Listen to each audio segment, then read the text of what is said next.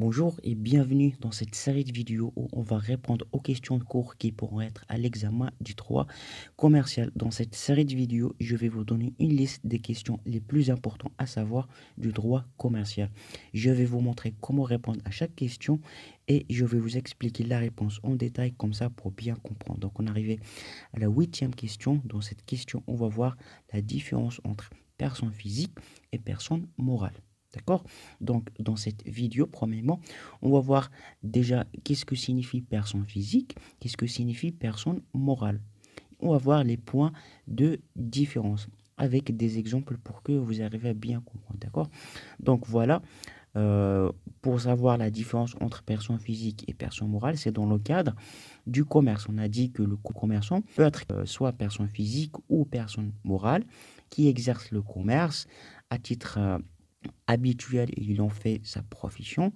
Donc voilà, dans cette vidéo, on va voir la différence entre personne physique et personne morale. D'accord? Donc, on va commencer avec la personne physique. Donc, qu'est-ce que signifie personne physique?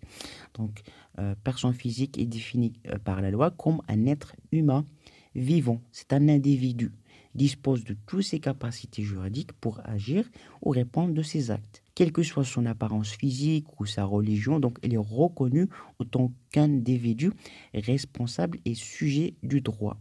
Puisqu'il a un nom de famille, une domiciliation, bien une nationalité, donc dans la loi, une personne physique, il est défini comme un individu, un être humain qui est sujet de droit. Donc là, cette personnalité juridique attribue en personne physique deux choses, des obligations et des droits subjectifs.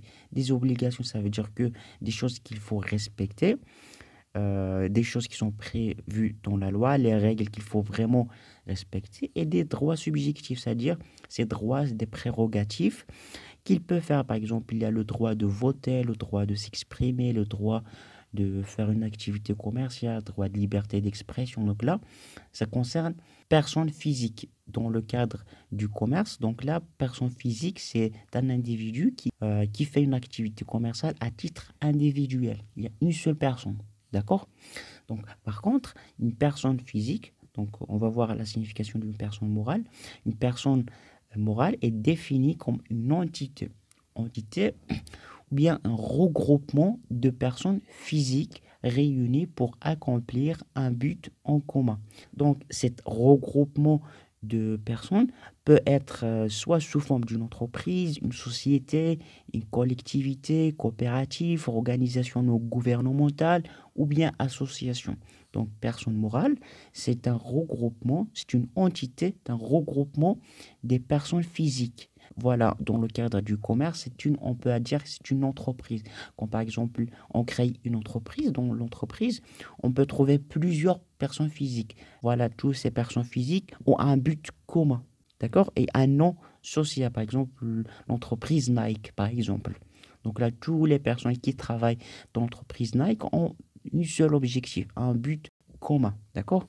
Donc la personne morale gère son patrimoine selon ses intérêts. Par exemple, l'entreprise Nike gère un patrimoine, le patrimoine de l'entreprise Nike avec ses intérêts et répondant à ses dettes et ses créances propres, mais également à leurs responsabilités juridiques.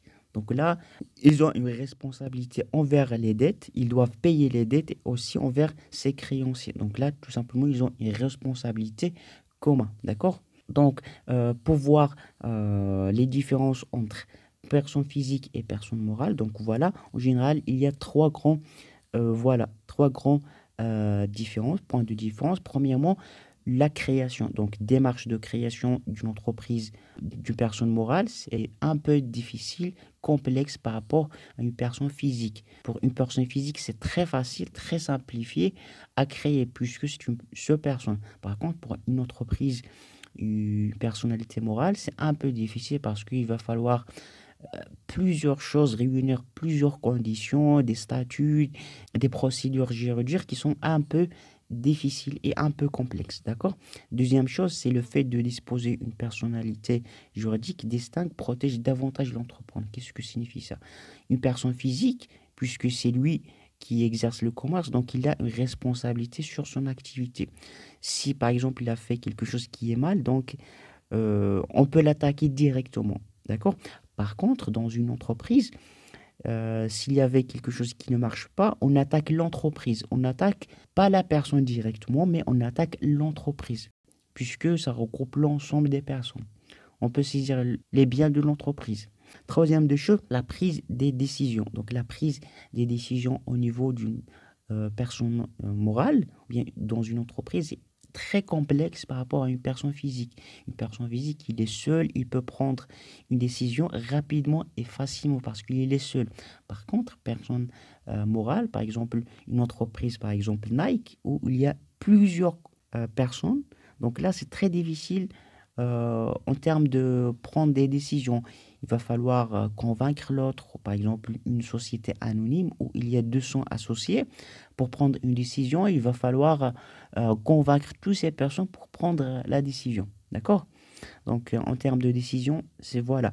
Et une autre chose à rajouter de ces trois points de différence, c'est que voilà, le domaine d'intervention d'une entreprise morale, c'est limité par rapport à une personne physique. Par exemple, un entrepreneur peut faire plusieurs tâches, peut s'intervenir dans plusieurs domaines, puisque c'est une seule personne.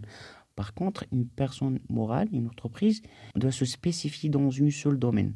D'accord? Par exemple, l'entreprise Nike, ils ne peuvent pas vendre et acheter des boissons.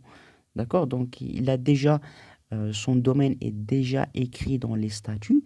Donc, voilà, c'est déjà prédéterminé et limité. Pour personnes physiques, c'est illimité. D'accord? Donc, en général, c'est ça. Les points de différence entre personnes physiques et personnes morales. J'espère que vous l'avez compris. Donc, de toute façon, si vous avez des questions, vous pouvez me les laisser dans les commentaires. Dans la description, vous trouvez toutes les parties que j'ai expliquées jusqu'à maintenant. Voilà, si vous avez encore des difficultés à comprendre la manière dont moi, je vous explique en français, le lien dans la description d'une méthode qui vous permet de parler français couramment en seulement 30 jours. Allez, je vous dis bon courage, à la prochaine vidéo.